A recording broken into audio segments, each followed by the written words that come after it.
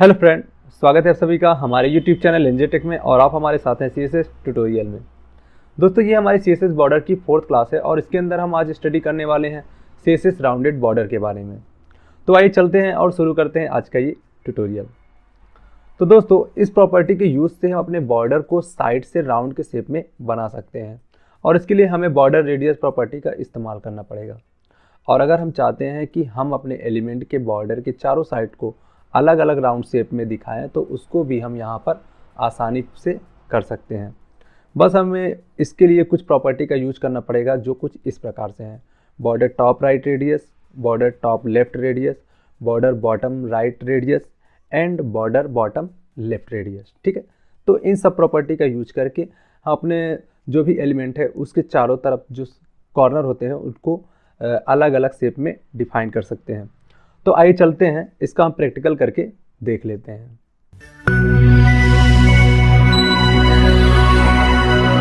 तो जैसे दोस्तों यहाँ पर हमें एक HTML का डॉक्यूमेंट देखने को मिल जाता है। इसके अंदर कुछ एलिमेंट मैंने लिए हैं, H1 ही लिया है।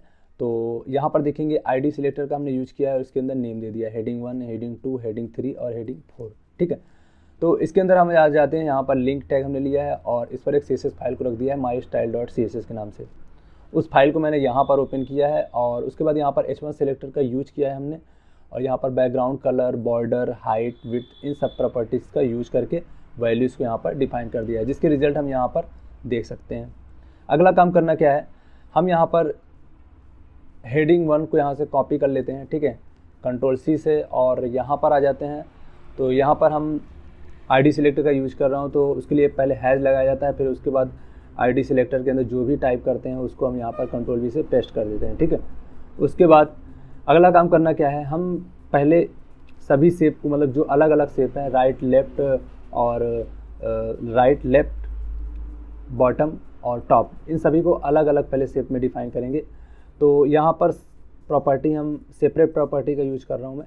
ठीक है, बॉर्डर, यहाँ पर टॉप और जैसे कि लेफ़्ट, ठीक है, लेफ़्ट और यहाँ पर रेडियस। ठीक है, तो यहाँ पर बॉर्डर टॉप लेफ्ट रेडियस के लिए मैं यहाँ पर कोड कर रहा हूँ। ठीक है, तो यहाँ पर हम 50 पिक्सल कर देते हैं। इसको परसेंटेज में भी ले सकते हैं आप, Ctrl+S करके सेव कर लेते हैं और यहाँ पर आकर मैं इसे रिफ्रेश कर देता हूँ। तो रिफ्रेश करने के बाद हमें देखने को क्या मिलता है कि यहाँ पर बॉर्डर टॉप लेफ्ट रेडियस पर एक 50 पिक्सल का राउंड शेप देखने को मिल जाता है। अब यहाँ से मैं इसे कॉपी कर लेता हूँ। पहले यहाँ पर इसको जो है कॉपी कर लेता हूँ। कॉपी करने के बाद Ctrl+C से कॉपी करता हूँ, यहाँ पर मैं इसे पेस्ट कर देता हूँ। पेस्ट करने के बाद मैं यहाँ पर दूसरी हेडिंग ले लेता हूँ। दूसरी हेडिंग लेने के बाद अब इसके अंदर ये जो है इसको मैं यहाँ से उठाकर कॉपी कर लेता हूँ Ctrl+C से। ठीक है, Ctrl+C से कॉपी, Ctrl+V से पेस्ट। अब यहाँ पर मैंने बॉर्डर टॉप लेफ्ट रेडियस लिया था, अब यहाँ पर मैं इसे राइट कर देता हूँ। ठीक है, तो यहाँ पर मैं इसे राइट कर दिया, Ctrl+S करके सेव कर लेते हैं और यहाँ पर आकर मैं इसे रिफ्रेश कर लेता हूँ। तो यहाँ पर जो हमारी दूसरी हेडिंग है, मतलब जो दूसरा वाला एलिमेंट है, उसके अंदर हमें देखने को क्या मिलता है कि यहाँ पर आप देखेंगे 50 पिक्सल का जो है, मतलब बॉर्डर टॉप राइट रेडियस के अंदर 50 पिक्सल का राउंड शेप देखने को मिल जाता है। अब यहाँ पर मैं इसे फिर से कॉपी कर लेता हूँ। कॉपी करने Ctrl+C से मैं इसे कॉपी करता हूँ और उसके बाद मैं यहाँ पर Ctrl+V से पेस्ट करता हूँ और यहाँ पर तीसरी हेडिंग में सेलेक्ट कर लेता हूँ, Ctrl+S से सेव कर लेता हूँ और उसके बाद यहाँ पर हम बॉटम कर देते हैं। ठीक है, यहाँ पर हमने बॉटम कर दिया। बॉटम करने के बाद Ctrl+S करके सेव कर लेते हैं और यहाँ पर इसे मैं रिफ्रेश कर देता हूँ। अब यहाँ पर जो तीसरा वाला जो एलिमेंट है, मतलब H1 जहाँ पर है, तो उसके अंदर हम देखेंगे कि ये जो हमारा यहाँ पर बॉर्डर बॉटम राइट रेडियस पर, मतलब बॉर्डर बॉटम, जो हमारा बॉर्डर बॉटम है, इसके राइट रेडियस पे हमें 50 पिक्सल का जो है राउंड शेप देखने को मिल जाता है। ठीक है, अब यहाँ पर मैं इसे चौथी हेडिंग ले लेता हूँ। Ctrl+C से कॉपी कर लेते हैं और कॉपी करने के बाद यहाँ पर मैं इसे आकर पेस्ट कर देता हूँ। पेस्ट करने के बाद यहाँ पर मैं चौथी हेडिंग ले लेता हूँ। तो यहाँ पर मैं चौथी हेडिंग ले लेता हूँ, Ctrl+S करके सेव कर लेता हूँ और इसको मैं कर देता हूँ लेफ़्ट। ठीक है, तो यहाँ पर मैं लेफ़्ट कर देता हूँ, Ctrl+S करके सेव कर लेता हूँ और यहाँ पर आकर रिफ्रेश कर देता हूँ। ठीक है, तो यहाँ पर रिफ्रेश करने के बाद हम देखेंगे क्या कि जो हमारा बॉर्डर बॉटम लेफ्ट रेडियस पर 50 पिक्सल का जो है यहाँ पर बॉर्डर 50 पिक्सल का राउंड शेप देखने को मिल जाता है। आप चाहे तो इसे पिक्सल क्या परसेंटेज में भी ले सकते हैं, जैसे कि हम यहाँ पर ले लेते हैं इसे 50%, तो यहाँ पर 50% हमने कर दिया। कंट्रोल इस करके सेव कर लेते हैं और यहाँ पर आकर रिफ्रेश कर लेते हैं। तो यहाँ पर 50% का जो है राउंड शेप देखने को मिल जाता है बॉर्डर टॉप लेफ्ट रेडियस पर, मतलब इस वाले रेडियस पर, ठीक है। अब यहाँ पर आ जाते हैं, ये तो था हमारा यूनिक, मतलब कि सभी साइट के लिए अलग अलग जो है राउंड शेप को डिफाइन करना। अब अगर हम चाहते हैं कि एक ही प्रॉपर्टीज़ को देकर चारों तरफ की वैल्यूज़ को डिफाइन कर दें, तो उसको भी हम आसानी से कर सकते हैं। कैसे करेंगे, तो यहाँ पर हम देख लेते हैं, ठीक है। तो यहाँ पर हमें प्रॉपर्टी यूज करना है बॉर्डर रेडियस, ठीक है, बॉर्डर और रेडियस लगाना है। उसके बाद हम यहाँ पर कर देते हैं 50 पिक्सल, ठीक है। कंट्रोल इस करके सेव कर लेते हैं और यहाँ पर आकर रिफ्रेश कर लेते हैं। अब हमें देखने को क्या मिलता है, तो हम यहाँ पर देख सकते हैं, जैसा कि मैं इसे यहाँ पर हटा देता हूँ, इन सभी को कंट्रोल एक्स से हटा दिया, कंट्रोल एस से सेव कर लेते हैं। सेव करने के बाद यहाँ पर आकर रिफ्रेश कर लेते हैं। तो अब हमें देखने को क्या मिलता है कि सभी एलिमेंट के अंदर हमें 50 पिक्सल का जो है राउंड शेप देखने को मिल जाता है चारों तरफ, ठीक है।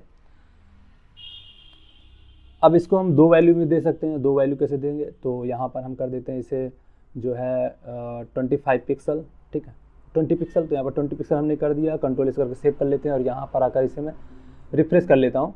तो यहाँ पर बॉर्डर टॉप लेफ्ट रेडियस पर हमारा जो है 50 पिक्सल है और यहाँ पर बॉर्डर बॉटम राइट रेडियस पर जो है 50 पिक्सल है। पर लेकिन हमारा जो है तो पहला जो हमारा काम करता है बॉर्डर टॉप लेफ्ट रेडियस के लिए और बॉर्डर बॉटम राइट रेडियस के लिए, और दूसरा जो वैल्यू काम करती है वो किसके लिए काम करती है, border top right radius and border bottom left radius, ठीक है। अब तीसरी वैल्यू हम लोग देख लेते हैं। तो यहाँ पर आकर मैं इसे 80 पिक्सल कर लेता हूँ, ठीक है।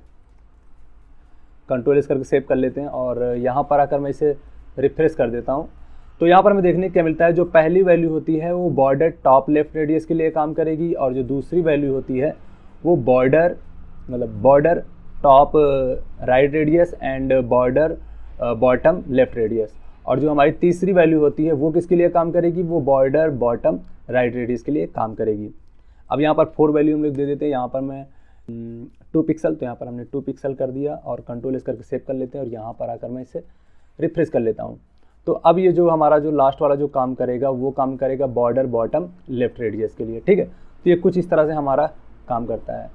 तो दोस्तों आज का ये हमारा ट्यूटोरियल यहीं पर ख़त्म होता है और आगे के ट्यूटोरियल में हम मार्जिन और पैडिंग के बारे में स्टडी करेंगे। तो अगर आप लोगों को हमारा ट्यूटोरियल अच्छा लगा हो तो लाइक करना और अपने दोस्तों के बीच शेयर ज़रूर करना, और हमारे चैनल में जो नए आए हैं तो यार प्लीज़ सब्सक्राइब करके बेल आइकन को ज़रूर प्रेस कर देना। तो हम मिलते हैं अपने अगले ट्यूटोरियल में किसी नए प्रॉपर्टीज़ और वैल्यू के साथ। तब तक के लिए बाय फ्रेंड्स।